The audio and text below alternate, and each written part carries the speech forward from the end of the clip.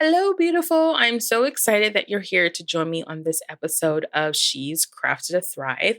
If you are new here, welcome. And if you are a loyal listener, thank you for showing up for another episode. So, in this episode, I am super excited to have Morgan Neild on the show. I was introduced to her through the Handmade Seller magazine, but what really drew me to asking her to be on the show was her story and her willingness to be so vulnerable about sharing her journey with mental health. She is a former six-figure Etsy seller turned online business strategist who believes in her core that you can build a business that supports you, whether you're a full-time mommy, working that 9 to 5, or just looking for flexibility and freedom.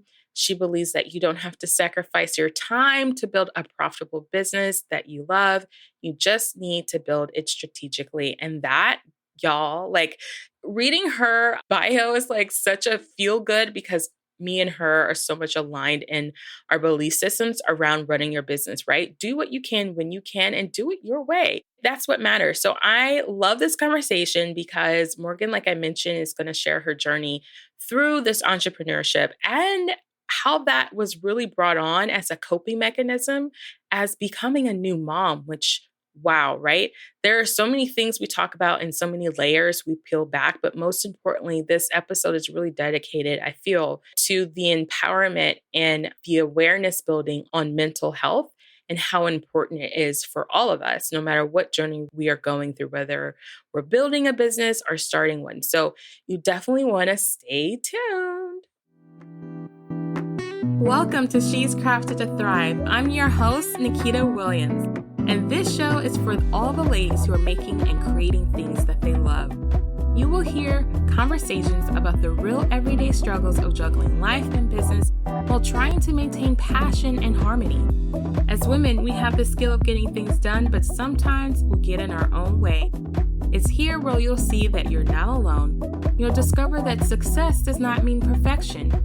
Fear and negative thoughts and challenges are all a part of the journey. And on this podcast, you'll find the inspiration and tools you need to have a life and business that thrives. So this episode is brought to you and thankfully brought to you by the Handmade Seller magazine, where artisan entrepreneurs can go every month to learn and read inspirational business stories from handmade sellers from around the world, learn tips and tools of the trade, and get updated on the latest industry news and get fresh ideas for the upcoming month. If you would like to show them a thank you for introducing us to these wonderful women like Morgan, go to thehandmadeseller.com and use the coupon code She's Crafted to get 15% off. All right, let's hop on in. I'm really excited to have Morgan on the show because she did a magazine episode. I say episode, it's a magazine, Nikita. It's a magazine subscription for Handmade Seller magazine. And she did an amazing article in there about mental health. And it was so vulnerable and so real and so raw and well written, like amazingly written, that I felt like I got to know her really well. So I'm so glad to have you on the show. Welcome, welcome. Thank you so much for having me. And thank you for that intro. Like, I feel like a rock star now. Love it. I think everyone that comes on my show is a rock star. So you are definitely that. That's definitely for sure. Awesome. So tell us who you are, what you do, and who you do it for. And then we'll just dive in. Awesome. Sounds good. Okay. So I'm Morgan Neild. I started out selling on Etsy back in 2013 when my daughter was born as kind of a way to cope with some of the mental health challenges I was facing, which we will dive into later in this episode for sure. But I started my Etsy shop in 2013 and I built it up to multiple six figures over the next 4 years. And I started getting a lot of questions. Hey, how are you doing this? Like, how are you building up your Etsy shop so big? Like, I sell an awesome product, but I can't get that kind of traffic or those sales. And so I kind of saw a potential interest in the market, like a gap in the marketplace there.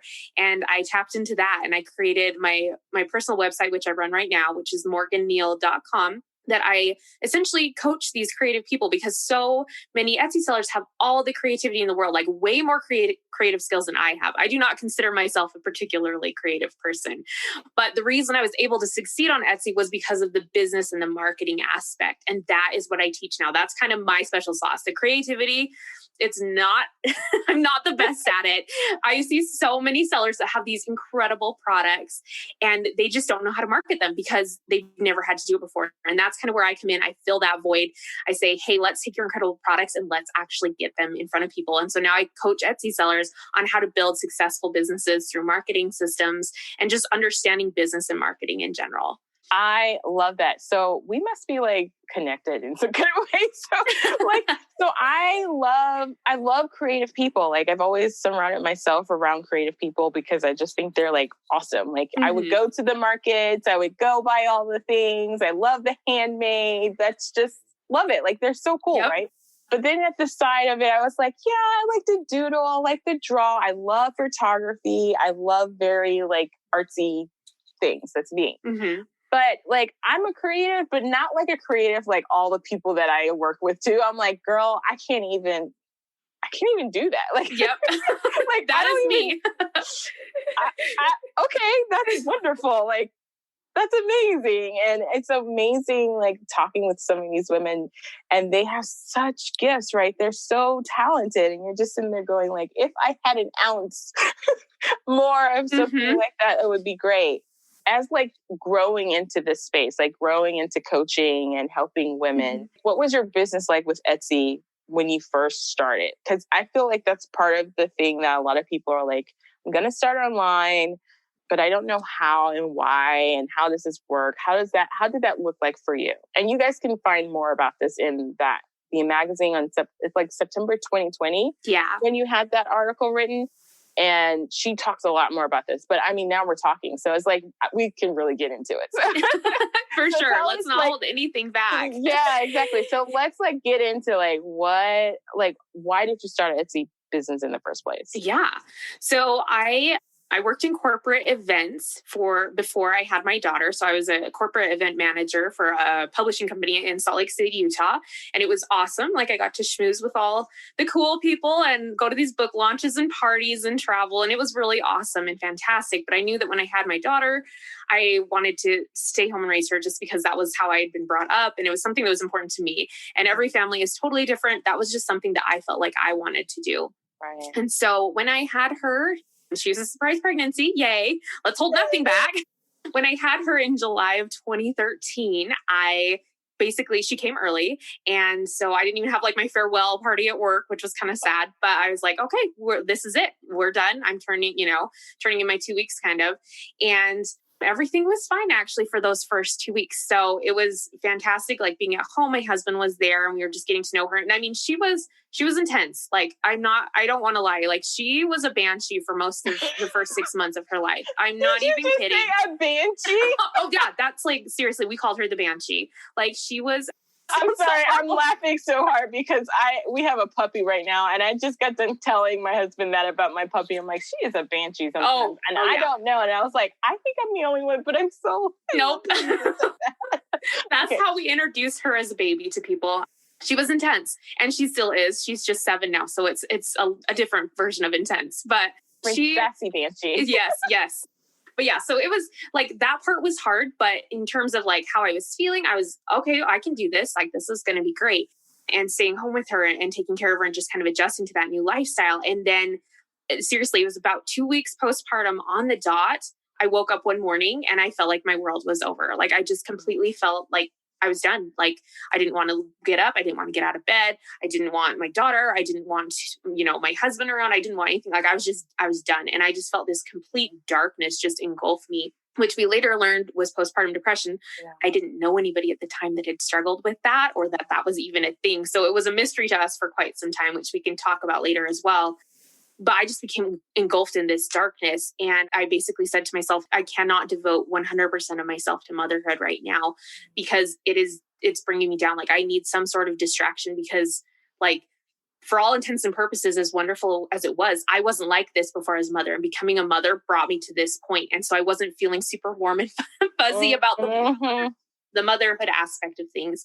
And so I said, I need a distraction. Like, I can't just do this full time, and this cannot be 100% of my life, or I am going to, I'm going to lose my mind already more than I have.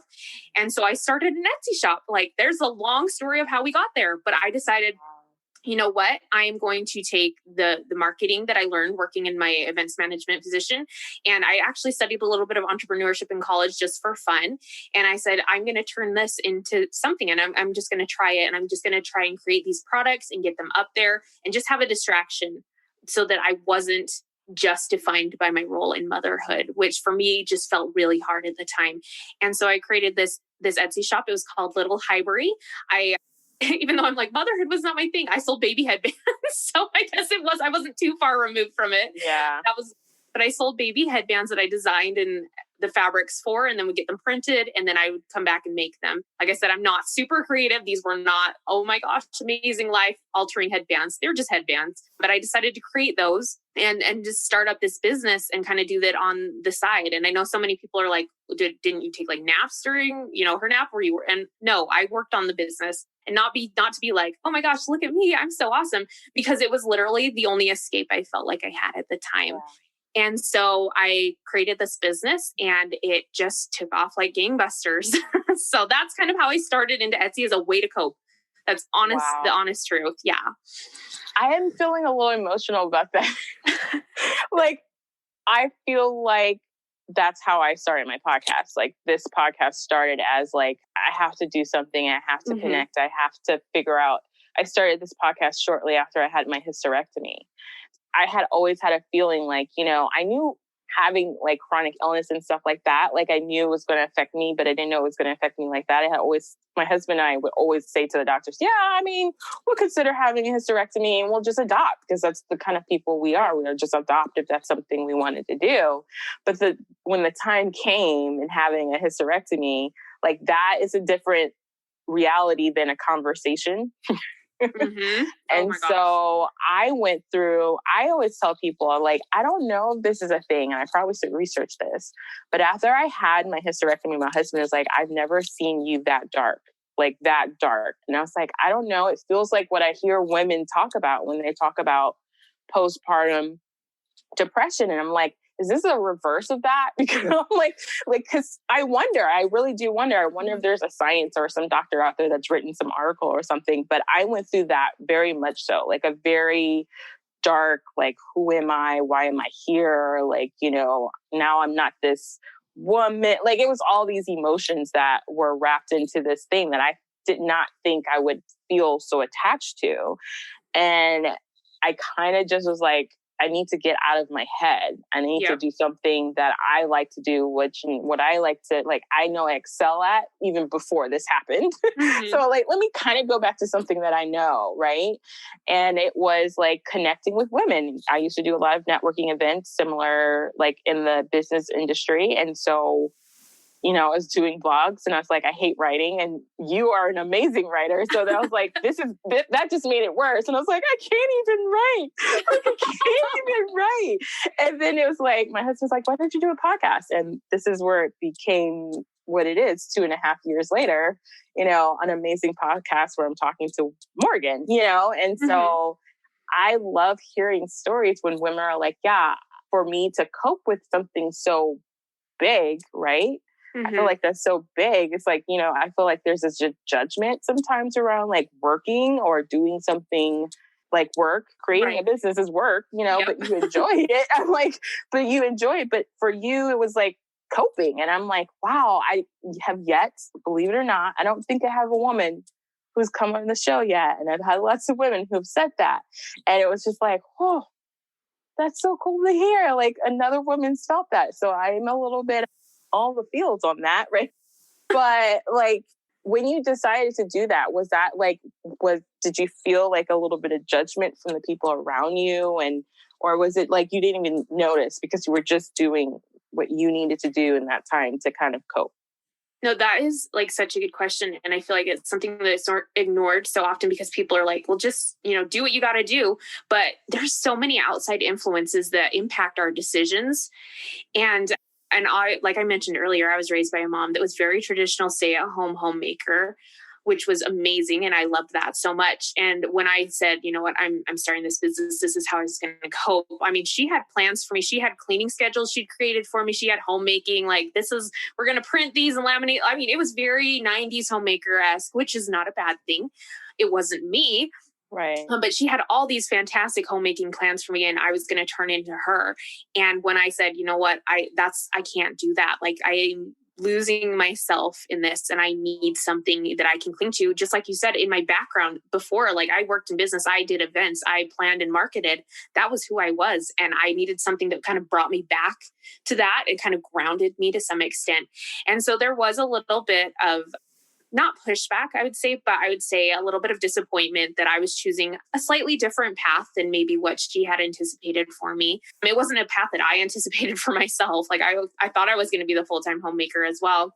So there was a little bit of disappointment in myself to some extent, which seems kind of weird, but it wasn't how I expected life to work out. Yeah. But beyond that, I was really lucky to have a pretty supportive network overall. And over time, my mom was like, this is the best thing that happened to you. And you just have to kind of, when you know in your heart that you need something and you need to do something for you, you do it. And if people aren't agreeing, you know, that's okay that they're not agreeing. You show them. You don't have to keep telling them this is what I'm going to do. You show them that this is what you're doing, and you show them the impact it has on you, and they come around.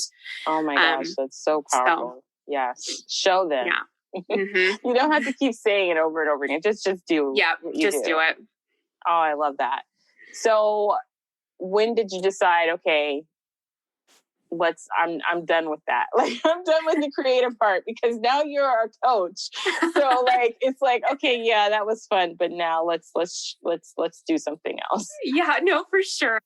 So, like I said, creativity does not run through my bloodstream like it does so many of my incredible friends. And I have different creative aspects to me, but I'm definitely not the sewer, the painter, the soap molder. That's not my type. I would rather pay somebody. I'd rather pay these incredible Etsy sellers to make these products for me. Because like I said, I did this Etsy thing for 4 full years, earning multiple 6 figures every year. Like, it got big. It got really big, really fast. And around that time, I started to get people messaging me saying, hey, I'm like curious, how did you build up this business? And I started to see that, like, it happened probably 3 to 4 times a week. I was getting messages from people not asking anything about my headbands. They just wanted to know how I was marketing and making the sales that I was. And I found that I absolutely adored and loved answering these questions. Like, I was writing whole novels, and I was like, sorry, I know you just expected a quick answer, but here's my whole life history, and here's how you're going to make it happen for you. Because I was just so passionate about it and so excited about it. And by that point, like, I was obviously removed significantly from postpartum depression. There were some lingering effects that we'll talk about as well. But I felt like I had this fire like lit under me, where I was like, yes, this is what I want to do. I want to help people with that. And so I kept doing my Etsy shop, but I opened morganneal.com, which was about coaching Etsy sellers and helping them get those results. Because I was typing the same thing over and over again to these people. I was super passionate about it. But I was like, okay, everybody's asking the same questions. I'm saying the same thing. There's got to be a way to like optimize this for both of us. Yes. Yeah. And so I decided, you know what, we're going to start doing that. And so I was running both of these in tandem. And that's another emotional aspect that I think a lot of people don't realize. Like, saying goodbye to your first business is it's hard. Like, this Etsy shop, I was clinging to it. This is what had saved me, I felt, from my struggles with motherhood initially. And the idea of just cutting that off, like, felt like cutting off a limb. I obviously don't know what that's like, but that's kind of what it felt like. I was losing part of me by doing that. And so I decided to run both of these at the same time, and it worked for a while. And then I got another surprise pregnancy. It's so fun with my son. They just keep popping up. Oh my gosh. We always said, you know, we're one and done, and that's fine. And then I found out I was pregnant with my son. And like, it was 5 years later after my daughter. And so we said, okay, we're embracing this. We're going for it. And I was still going to run both businesses. And then I got super, super duper sick. It's called hyperemesis gravidarum. It's what Princess Kate has, if you ever followed the royal baby stuff. But I'm like, I've heard of it, but I think that's how I heard of it. Yeah, Princess Kate. She brought a lot of publicity to it. I did not get that level of publicity, for which I am thankful eternally. But it basically just means that you are sick for the full 9 months, and you spend a lot of time hooked up to an IV in the hospital and a lot of time in your bathroom floor. So we splurged on the quality toilet paper. some point. Like that's how we coped. But I got really, really sick with my son. So, well, I was pregnant with him. And so I said, it got to the point where I was trying to fulfill orders in between puking sessions, essentially, not to be too graphic. And my husband said, this has got to stop. Like you cannot take coaching clients. You can't have this course that you created and you're creating headbands for these babies while you're puking every 5 minutes. And so we decided, you know what, we're going to have to make a decision, and it's one or the other. And because I wasn't in love with this idea of sewing headbands for the rest of my life, it wasn't my passion. We decided, you know what, we're going to focus all of our energy on morganneal.com, and we're going to put that Etsy shop in vacation mode, still teach people how to run their Etsy shops, how to build them up and get the results that we did, but we're not going to be actively doing it because I am one person. I just can't handle all of that and the puking at the same time. And so that's kind of how the transition fully happened, where we went over full time with morganneal.com. Wow. Oh yeah, it was a messy transition, but yeah. I can't imagine puking. I mean, I have puked times in my life for multiple days, maybe months, but not like 9 months. Like I can't even. I can't either. And I like look back at it and I'm like, did that really happen? Wow. I'm like, nope, we got the hospital bills to prove it. Yeah, it happened. Yeah. So yes. Wow. Yeah.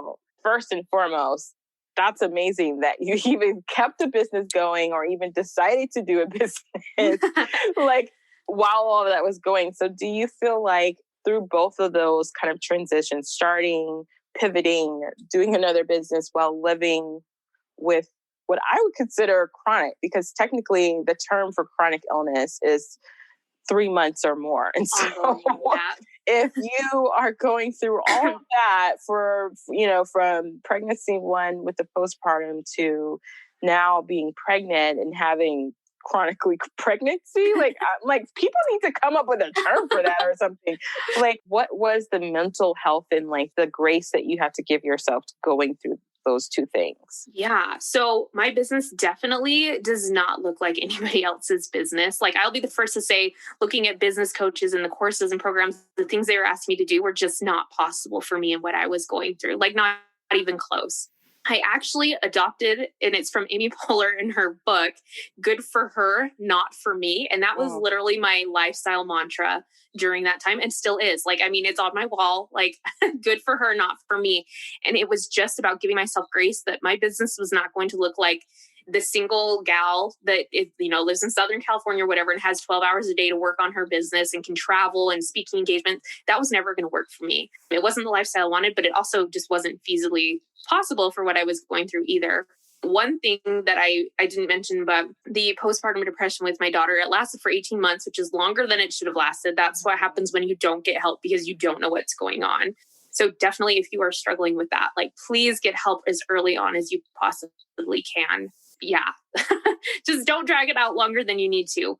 But with that, like the lingering effects of just the anxiety, it was postpartum depression. And along with that, they don't talk about it a lot, but anxiety comes as a package set with the whole thing. Yeah. And so anxiety has been something that I've dealt with since my daughter was born. And I still deal with like through my son's pregnancy as well. But even after he was born, anxiety has just been something that has been present in my business. And that's just been kind of like, I don't know, I've had to grow my business around my anxiety. And one of the ways that I found to give myself grace is to understand that there are good days and there are bad days. Like there will always be good days. There will always be bad days. There's a lot of just kind of muddled gray days as well. On the good days, that's when I really focus on my business. If I'm feeling good, I'm going to pour myself into my business and do what I can. If I'm feeling really, really bad, there is no need for me to go into my business and feel like I have to be posting on chipper thoughts on Instagram, right? Or encouraging inspirational pictures and things like that. And it's just really about taking advantage of the days that I have that are good and making the most of them. Literally, when I sit down to work, because I'm like, I'm feeling good. I feel like I can do this. I'm feeling pumped and motivated and my anxiety's kind of in check. I don't hop on my computer and scroll through Facebook. Like before I even turn on my computer, I say, this is what I'm going to work on. This is what I'm going to accomplish. And then very intentionally and deliberately, that's exactly what I do. And then when I have my bad days, I don't have to feel bad because I've worked so deliberately on those good days, if that makes sense. And one thing also, like it seriously, I found that my mood and my anxiety tend to improve overall if I am actually accomplishing things in my business, because you can spiral really quick if you feel like you're not accomplishing things with your business and you're not actually making progress. Yeah. And so taking advantage of those good days kind of helped overall the process, feeling like, hey, maybe I'm not having a great day today, but yesterday I did this and I did this and I did this. So I'm not just, spiraling into nothing. So Yeah. I found that really helped my anxiety too. Yeah, I love that you said that, because it's like one of those things, like, first of all, that quote by Amy, how did I miss that? Like, I don't know. Like, but it's true. Like, probably looks nothing like most people's businesses, but your business probably looks more like my business, because I'm the same way. Like, I cannot do half the things that these people are doing and all their time. And neither do I want to. Mm-hmm. Like, that's the other thing. Neither do I want to be like that, be my life all the time. But I do love that you said that.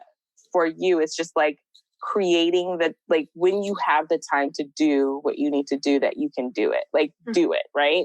Mm-hmm. And I'm a true believer too. I always tell people, do what you can when you can. Yep. Like, do what you can when you can. And then, like, don't beat yourself up when you can't, because you've actually accomplished it. Do you feel like that sometimes also gets you in trouble? Like, I don't know if you're like some people where it's like, yeah, I did everything I can, and today I really went hard for it. Like, I really went all in. And then the next day I'm like, oh, maybe I should have pulled back just a tad, because now I'm feeling it. To be honest, so over the years, I've just had to become really intuitive and in check with my emotions. And if I am pushing myself and, it's 10 o'clock at night and because I've had, a good evening, and I'll be honest, I'm not working on my business all day. Let me be straight up honest. I have two kids. Yeah. So we're doing that nap time hustle. We're doing the after bedtime hustle. That's my business. And so if it's, I work from 7 to 10, like those are primarily my work hours. And if I'm feeling good and it's 10 o'clock and I'm like, yes, I'm going to keep going, I don't. And even if I feel like it, I always stop at 10. And I've had to set that boundary for myself, because I found that if I do push myself too hard, just like you said, it's that burnout the next day where you push yourself a little bit emotionally too hard. And it does take a toll on your health. And I feel like we don't put as much emphasis on mental health as physical health, and the interrelation that they have together. Like, if you're emotionally not in a good place, physically your body is going to respond to that and not be in a good place either. And I've learned that anything I do after 10 p.m. comes back to bite me. And it's just something that I've learned about me. And it may be different for you. It may be different for whoever, but I can give myself, from 7 to 10. And then after that point, it's that grace. I'm like, you know what? My future Morgan is going to appreciate that I stopped right now. Yeah. And so it's just setting those boundaries and being really intentional about them has been something, but it's something that I've had to cultivate over the years. It's not just like one day I was like, 10 p.m. is when I stop. It was, okay, we figured it out. And I've taken steps to proactively realize where that kind of breaking point is. That sounds awful. Yeah. I'm not pushing myself to my breaking point, but I am, my limit, my personal limit based on what I am going through emotionally and physically. Like, this is what I can do and am capable of. Yeah, it's kind of like, I know what you mean. Like, I'm not pushing myself till I'm like, drop dead on the floor. Yeah. But I know what it is. Like, I know this sounds crazy, and Lord, I hope no police people are going to come get my parents. But when I was like, before I turned 21, my parents sat me down at a table and was like, hey, here's some liquor. We're going to see what's your limit. Like, when is it you need to stop? Mm-hmm. Like, so you're like, not like passed out somewhere and like, I don't know. Right. And so it was like, it's the same thing. Like what you're saying, like, know yourself so that when you get to that point, you're like, okay, that's it. I need to stop. And it's not that you're, let's figure that out before it's too late. Yep. And it goes back to that good for her, not for me thing. There are people that can work into the wee hours of the night. I'm not one of those people. Yeah. So. Yeah. I love that. So who or what inspires you? So I wouldn't even say that there's like one single person that inspires me. I would say anytime I see a mom creating a business, I am like, you go girl, because I know what it takes. I know the blood, sweat, and tears, like sometimes literally, that go into creating that when you are dealing with raising a family as well. And I have such, obviously from my background, such a passion and an inspiration that I find in women that are struggling with their mental health challenges. Like, that's been something that just resonates with me, because I know what it's like have those really crappy days where you just can't show up for life, let alone your business and random people on the internet. And the fact that these people, they struggle with these things, but they keep going. They don't give up. They don't throw in the towel. They don't call it quits. They get up the next day. Yesterday was a bad day. Today, we're going to try again. And you just keep trying. And it's those people that don't give up, even though life throws things at them. And it's not the ideal setup. And it's not the ideal situation to build a business. Like when you have kids, coming in and out all the time and needing things and dealing with mental health challenges where you are stuck inside your own head. Like those are things that can discourage so many people. And when I see women, especially women that are business owners, dealing with these things and then saying, you know what, I'm going to keep doing it and I'm going to make it work. That to me is the most inspiring thing in the world. And that's why I do what I do. Yes. I love that. Yes. I don't know. I'm sure you do. Then you must follow Heather Crabtree. And I'm not a mom, but every time she shows up, and not only is she, just really great at what she does, she has kids who are not only just kids, they're going through health challenges. Yeah. And so I was doing a challenge with her one day and she just showed up in the mom wrap and everything. She didn't have makeup on, but she was just showing up and just yeah. And, my oldest daughter. And I was just I wish there were more women who embraced that to be okay, to be a reality, right? I feel like there's a lot of this, which adds to the whole cycle of mental health, right? It adds to this mental health of but everyone's so perfect, but nobody's perfect. There's no perfect anything. And so when women show up like that, and when you, Morgan, come and share your story, I'm yeah, I did a 6-figure at Etsy, but I deal with all these other things too, and I was a crap fest behind the scenes, guys. Yeah, exactly. It's just, to me, it's just more empowering to hear those stories and realize that that's a thing. And that's part of the reason why I have this show. It's just so that we can hear, look, these pretty things that we see on Instagram and all the things that we're seeing, literal reels were real. Yep. 15 seconds of people's lives and not the 24 hours of whatever just happened. Right. The 5:30 wake up with the sick baby and right? Yeah. We're not seeing that. And we don't even talk about it enough as much as we talk about the success, right? We talk a lot about the success, but we don't talk about what it actually took, what fight, what grit, what all of those things did it take to get to where you are now and where you're going to go. It's not just one place, it's multiple destinations that you're heading, because we're not stagnant people. So I just love that you're inspired too by other women's journeys who are just living their lives. So we kind of touched on this earlier about mindset, but what are some mindset things that you've had to kind of cultivate or shift while you're going through this journey, mom, life, all of the things? I think the biggest one, honestly, has been balance. So we are I feel as a people, we're trained to be seeking out balance in our lives and things like that. And especially as a mom, as a business owner, as somebody that struggles with mental health, we need to find that, that perfect balance. And I've learned, I've been selling online for over 9 years now. I did dabble before my daughter was born, just if anybody's doing the math, I did dabble. I was not great at it. And it wasn't until I went into it intentionally that it really took off with my Etsy shop. But I've been selling online for 9 years and I've been trying to find that balance for 9 years. And I'm here to tell you the balance does not exist. I talk with women every single day, my mentors, my students, my coaches, my friends. Nobody has that balance. It's just a give and take situation. And that's just how it is. Some days your family needs you to be there way more than your business does. And so you adjust, but that's not how it is every day. Some days your family's fine. The kids are at school. You've got a free day. You don't have errands to run. Great. We focus more on the business. There's no such thing as balance. It's just about giving and taking and being in tune with what's going on in your life to know where you need to give more and where you can take from, and just adjusting constantly. And that's the thing about life that's wonderful and terrifying at the same time.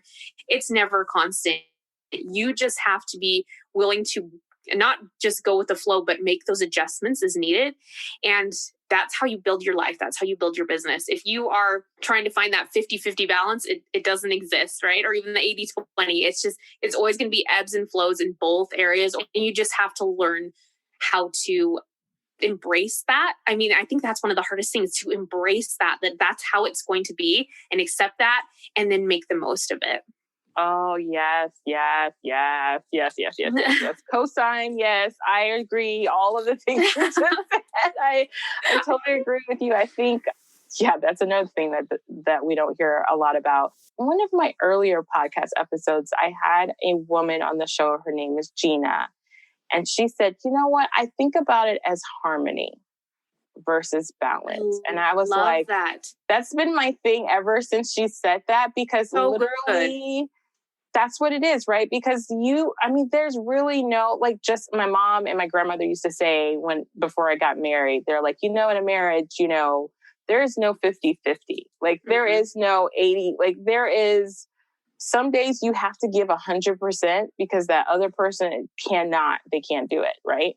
And there are times where it's 80-20, 80-30, like whatever the percentage is, there's never really a balance. There's more of this melding of figuring it out. And you said it so well. It's like some days are this and some days are that. And you kind of pivot in those different ways. But it's kind of, to me, it just feels like that word harmony is actually more of the explanation of finding work-life harmany versus I'm stealing balance. that. Like, right? I am stealing that awesome. right now. Like, it's awesome. That is perfect. That is the best. That's a perfect way to describe it. Like, I've never been able to put it into one single word, and that is it. Yeah, because anyone who's listening, and most of the ladies who listen either have families, have kids, or have kids, have families, or don't and have chronic illness. And the idea of balance sounds ridiculous. Yep. Because if you think of balance, you think of like a scale, and you're like 50-50, and you're like, there's no way. Like,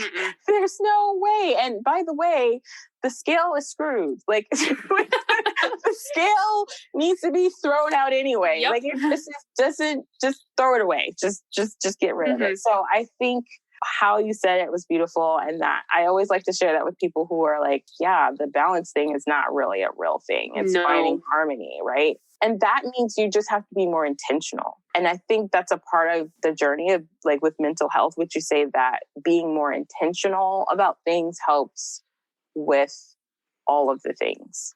Yeah. And I feel like we look at mental health as like this negative thing, which it can be. And it's definitely not a walk in the park.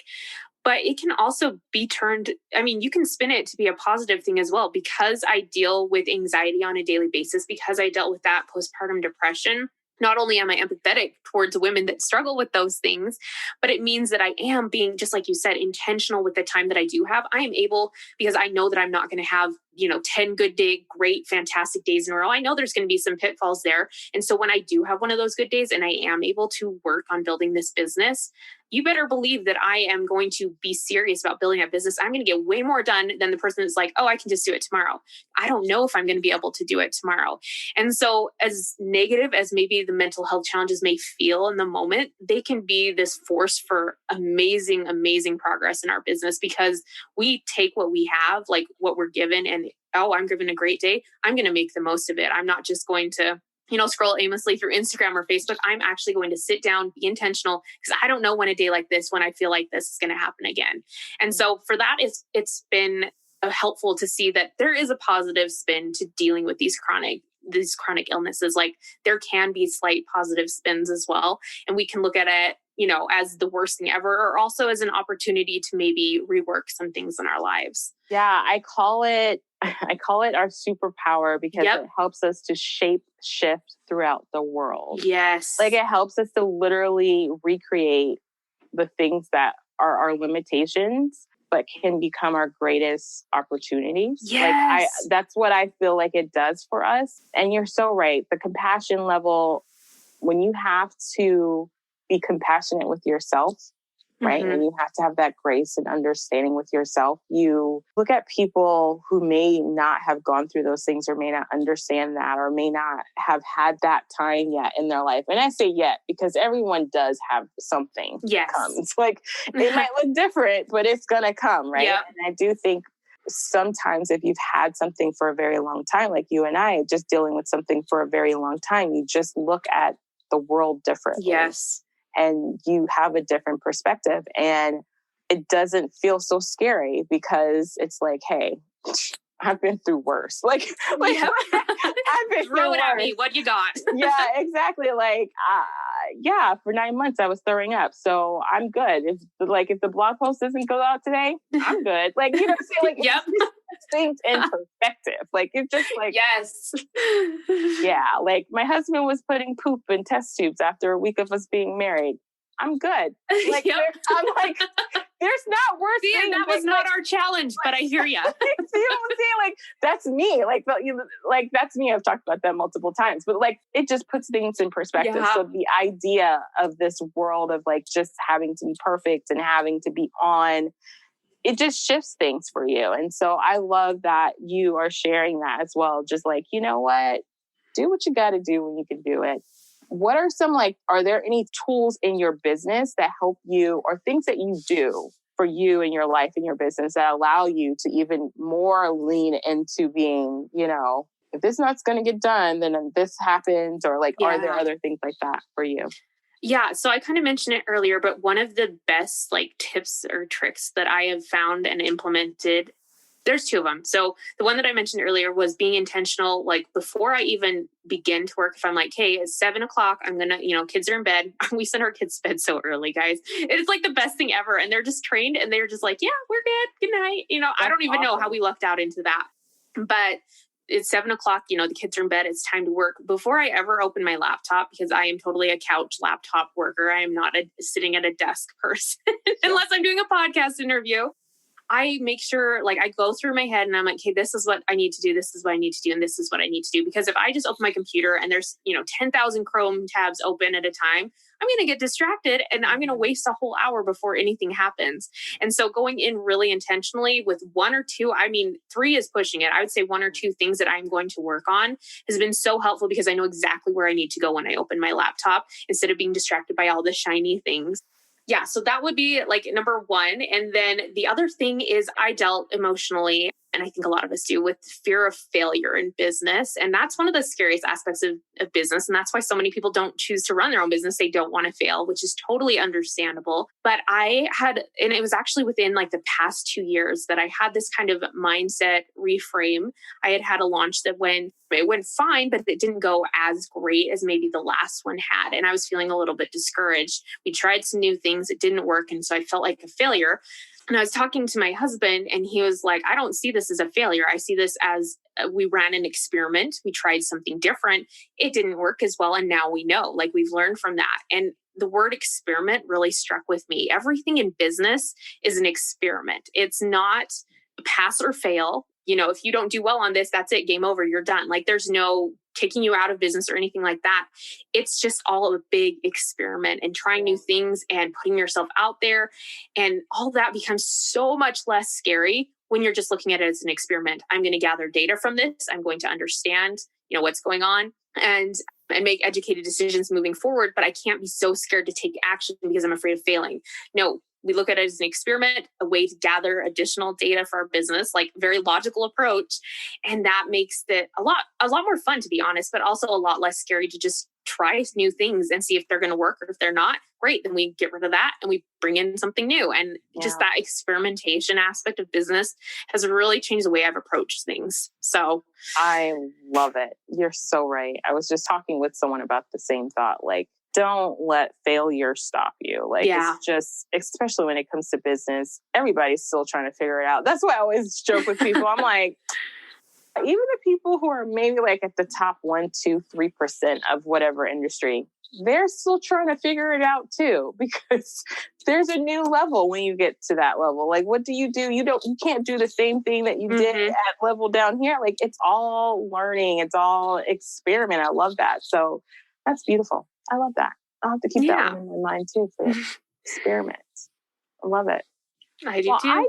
I just really appreciate you coming on and sharing more about your story and just like how you've built this life and how you're continuing to build it. Do you have anything new and exciting that's happening or things that's going on that you like to share with us that we can, find you on and support you with? Yeah. So like I said, I'm over at morganneal.com. And actually, I feel like every 4 years, I like make slight adjustments and pivots in my business. Like I had my daughter and that was my first one. And then I had my son and that was my next one. And like, I'm getting to the point where we're making some more adjustments and actually just on the horizon, which is exciting. Like I've been coaching Etsy sellers for 3-4 years now, and it's been so incredible, so amazing. And we're still going to do that, but tapping less into physical products and building more digital assets. Because one thing I've noticed in my business as I've grown it is that when I was selling physical products, like more orders, more revenue meant I had to spend more time filling orders. Yes. It was less time More with my time. family. Yeah. And so tapping into that passive income has been such an incredible thing for my business and for my mental health challenges as well. And so we're going to like this year, like my goal is to simplify business for these incredibly creative women and let them know that, you know what, you don't have to physically make and ship every single product to make incredible revenue online. There are like talents and skills that you already have. Like you already have, these aren't skills you have to learn. They're skills you already have inside of you. They're just bursting to come forth, and we can turn them into these digital assets for your business that you can sell over and over and over again. So we can grow your income without growing your workload. And that's really where like my focus in 2021 is, because 2020 was rough, right? And we all had to make so many adjustments and pivots and just changes to what we would normally do just because we had to. And my goal for 2021 is to make business as simple as possible so that we can roll with those punches and those challenges that come up as they do. So that's what we're doing in 2021. Hey, I love it. I love it. I love it. I love it because you're so right. Y'all are awesome. Y'all are listening. So y'all are awesome. So yes, so many gifts to be listening and to be putting into the world. And I think you're great. So where can we find you online? Yeah, so I'm Morgan Nield, so MorganNield. I never used to have to spell my last name, and then I got married, and now I have to all the time. It used to be Gates. Nobody gets Gates wrong. They just ask if you're related to Bill, and then you say no, and they move on. Nield's a little bit more challenging, but I'm morgannield.com. We're there. I'm Morgan Nield on Facebook. We have a private Facebook group, like just a free Facebook group community where I hang and spend a lot of time with creatives, teaching them ways to simplify their strategies. And I'm also the Simplify Your Sales podcast over on iTunes. I love podcasting, which is why I was so excited to be on this podcast. I just love chatting about experiences and teach what I love and know and helping people simplify their businesses. So awesome. Well, thank you. Thank you. Thank you. Yeah, well, thank you so much for having me. It's been a fun chat. Yay. That's my goal. Awesome. All right, ladies, I hope you enjoyed this episode with Morgan and I. And we want to say a special thank you again to the Handmade Seller magazine for connecting us and helping us to learn even more about this wonderful woman in the world.